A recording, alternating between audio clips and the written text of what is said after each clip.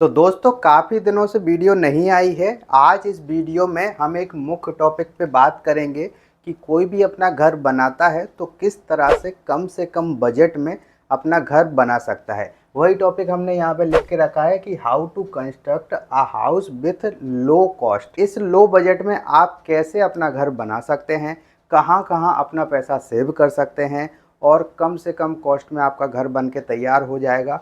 सारे पॉइंट बताऊंगा यहाँ पे। लगभग 10 पॉइंट इसमें कवर किए हैं मैंने। अगर आपने ये 10 पॉइंट सुन लिए और आप अपना घर बना रहे हैं या फिर फ्यूचर में बनाने की सोच रहे हैं तो आपका काफ़ी पैसा बच सकता है।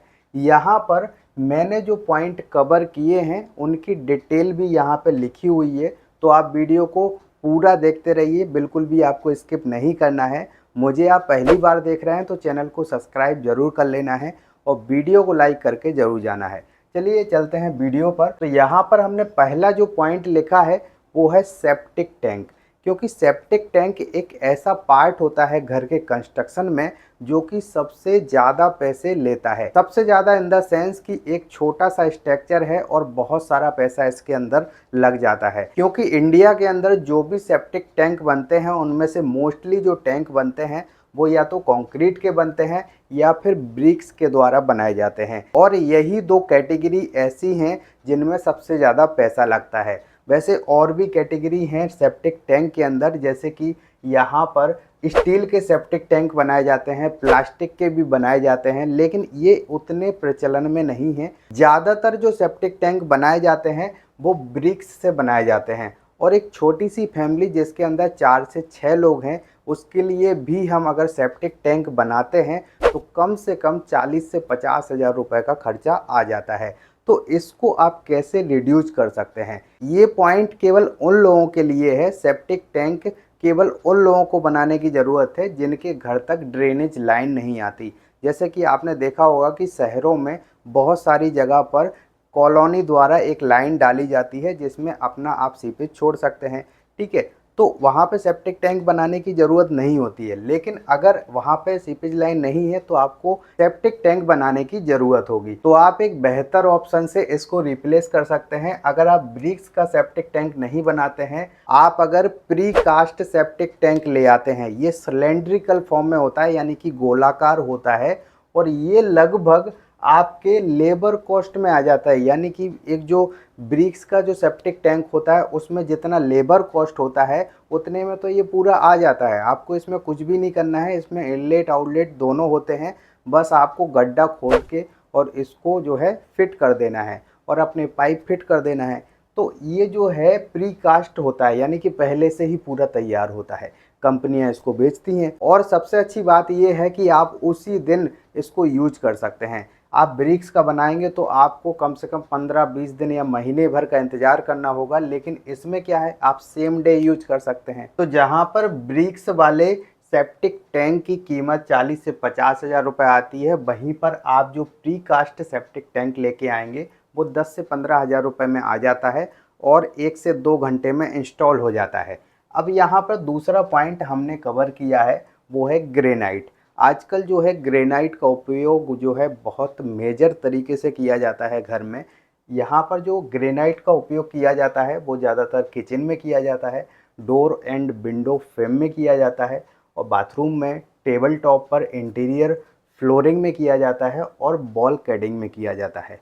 तो इन सारी चीज़ों में अगर हम ग्रेनाइट जो है स्किप कर दें तो काफ़ी ज़्यादा सेविंग की जा सकती है। मैं आपको ये नहीं बोल रहा हूँ कि आप बिल्कुल भी ग्रेनाइट का उपयोग ना करें, कहीं कहीं पर ज़रूरत होती ही है। जैसे कि आपको किचन में प्लेटफॉर्म बनाना है तो आपको ग्रेनाइट उपयोग करना ही पड़ेगा, और अदर मटेरियल आप यूज करेंगे तो वो ज़्यादा इतना अच्छा नहीं लगता है। तो आप किचन के अलावा ग्रेनाइट का उपयोग और कहीं पर ना करके पैसा बचा सकते हैं। अब यहाँ पर तीसरा जो है मैंने यहाँ पे पॉइंट लिया है वो है एलिवेशन। आजकल आपने देखा होगा अतरंगी घर बन रहे हैं, कहीं पर ये डिज़ाइन वो डिज़ाइन, जो फ्रंट एलिवेशन होते हैं वो बहुत हैवी कर दिए जाते हैं।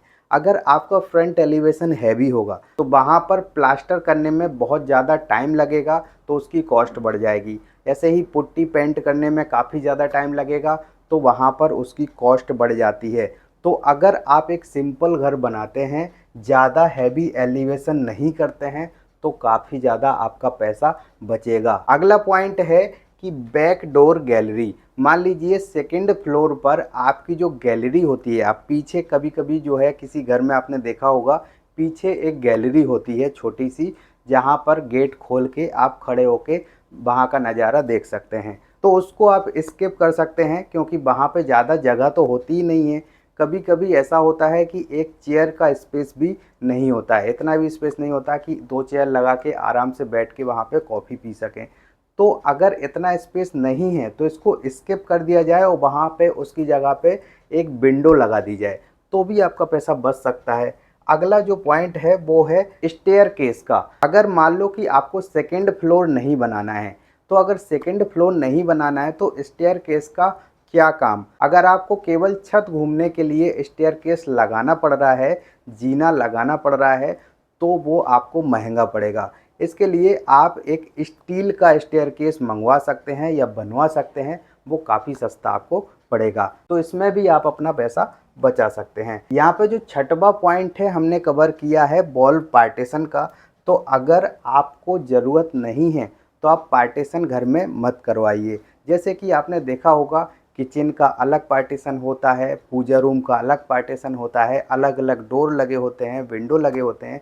तो अगर ज़रूरत नहीं है, जैसे किचन आप ओपन रख सकते हैं, पूजा घर को ओपन रख सकते हैं, तो जहाँ पर ओपन रख सकते हैं वहाँ पर आप डोर मत लगवाइए, पार्टीशन मत करवाइए, तो वो कॉस्ट जो है ओवरऑल आपकी बच जाएगी। अगला जो पॉइंट हमने रखा है वो है हाइट ऑफ हाउस। अब देखा होगा आपने कहीं कहीं पर 12-12 फुट के घर बने होते हैं, तो इतनी ऊंचाई करके क्या करना है, इसमें आपका एक्स्ट्रा मटेरियल लगेगा, उसके अलावा आपका पेंट पुट्टी अलग से लगेगा, मटेरियल के अलावा आपका लेबर कॉस्ट ज़्यादा लगेगा। तो ये सारी चीज़ें आप बचा सकते हैं अगर आप एक एवरेज हाइट अपने घर की रखते हैं। एवरेज हाइट क्या हो सकती है, 9 फीट मैक्सिमम। 9 फीट में आप खड़े होके ऐसा हाथ भी उठाएंगे तब भी आप पंखे तक नहीं पहुँचेंगे। तो 9 फीट मैक्सिमम आप अपने घर की हाइट रख सकते हैं और ये हाइट रख के आप बहुत सारा मटेरियल, बहुत सारा पैसा अपने घर में बचा सकते हैं। अगला पॉइंट है इलेक्ट्रिक बल्ब। अब इलेक्ट्रिक बल्ब भी आजकल बहुत महंगा हो गया है, तो इसमें भी बचत की जा सकती है। किस तरह की जा सकती है, अब माना कि जो अंडरग्राउंड फिटिंग होती है वो काफ़ी लॉन्ग लाइफ चलती है, इसमें बहुत कम मेंटेनेंस होता है। तो जो अंडरग्राउंड फिटिंग है वो अपने छत में करवा सकते हैं और जो दीवारों में है उसमें कैसिंग केपिंग फिटिंग करवा सकते हैं। आपने देखा होगा कि एक पट्टी ऐसे लगाई जाती है और फिर उसमें वायर डाले जाते हैं और ऊपर से दूसरी पट्टी लगा दी जाती है, तो वो काफ़ी चीप होती है, काफ़ी सस्ती होती है। तो वहाँ पे आप पैसा बचा सकते हैं।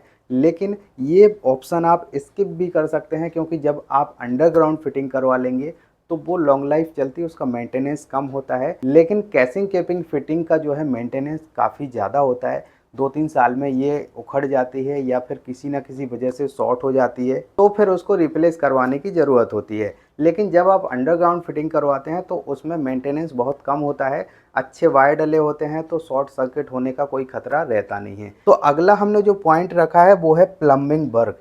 एक ऐसा काम जिसमें आप अपना बहुत पैसा बचा सकते हैं। बस थोड़ा सा आपको दिमाग लगाना है, इसमें आपका बहुत सारा पैसा बचेगा।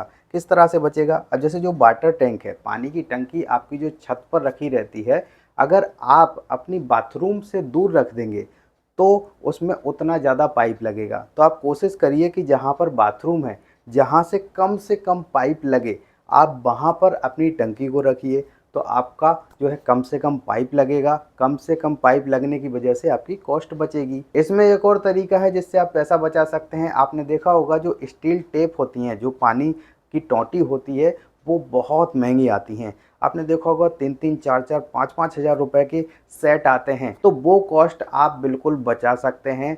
आप जो है फाइबर की टैप यूज कर सकते हैं, प्लास्टिक की जो टैप आती हैं, पोलो कंपनी की जो टैप आती हैं, उनका उपयोग कर सकते हैं। आपकी 2 से 3 साल चल जाती हैं, उसके बाद आप रिप्लेस कर दीजिए। स्टील की जो टोंटियाँ होती हैं वो प्लास्टिक की टोंटियों से 10 गुना महंगी होती हैं। तो आप अगर प्लास्टिक की टोंटियाँ उपयोग करते हैं तो इसमें आपका बहुत पैसा बचता है। और इसमें बहुत सारे और भी तरीके हैं जिससे आप पैसा बचा सकते हैं, जैसे कि आप सिंपल कमोड लगवा सकते हैं, उसके बाद सिंपल शावर लगवा सकते हैं। ऐसी जो है सिंपल सिंपल चीज़ें लगवाइए और अपना पैसा बचाइए। तो उसमें जो सबसे ज़्यादा पैसा बचाने वाला इंसान होता है वो एक ही होता है, और वो होता है इंजीनियर।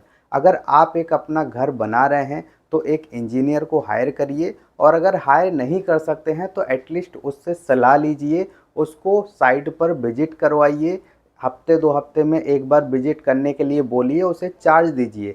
तो अगर ऐसा होता है तो आपका बहुत सारा पैसा बचता है। एक तो वेस्टेज आपका बच जाता है। वेस्टेज क्या होता है, जैसे कि मान लीजिए आपके ब्रिक्स जो वेस्ट हो रहे हैं, इसके अलावा जो रेत वेस्ट हो रही है, जो स्टील का स्क्रैप बच रहा है वो भी आपका कहीं ना कहीं यूज हो जाएगा। जहाँ पर बीम और कॉलम की ज़रूरत ही नहीं है वो बीम कॉलम आप स्किप कर सकते हैं।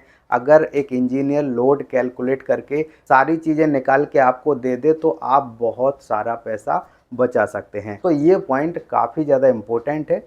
आप एक इंजीनियर हायर करिए, जिससे आप अपने प्रोजेक्ट की लगभग 5 से 10% कॉस्ट को बचा सकते हैं। अगर आपको वीडियो पसंद आया तो वीडियो को लाइक कर दीजिए, चैनल को सब्सक्राइब कर दीजिए। मैं मिलता हूँ किसी नेक्स्ट वीडियो में, तब तक के लिए जय हिंद।